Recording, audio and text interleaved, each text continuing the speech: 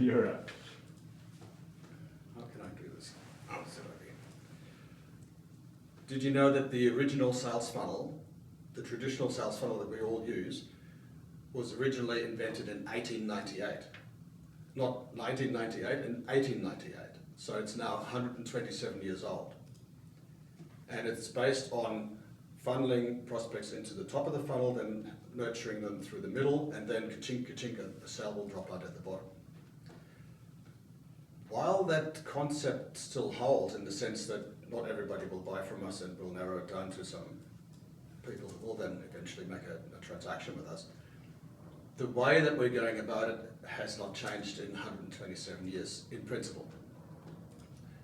We're still talking about the features of the product, maybe the benefit of the product, but what we're not talking about is what's in it for the buyer.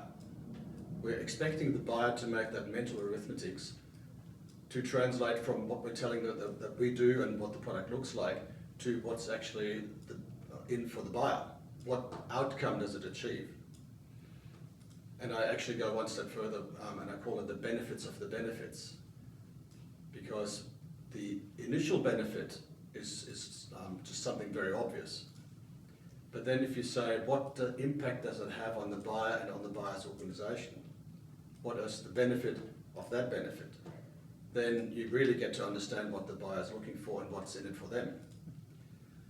The other thing is that buyers are no longer just buying with their head. Well, they actually never have. So the business case is super important that you make sense of it from a financial perspective, from a productivity perspective, whatever it is. But it really, really helps if you also bring in the emotional perspective. Like, how will the buyer feel when these outcomes are achieved? What will they experience emotionally, personally,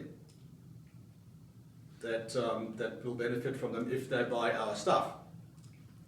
So if we can say, imagine that if we achieve that good outcome for you, what would that mean for you personally? Would you get a raise? Would you get a promotion? Would you get a pat on the back from the boss?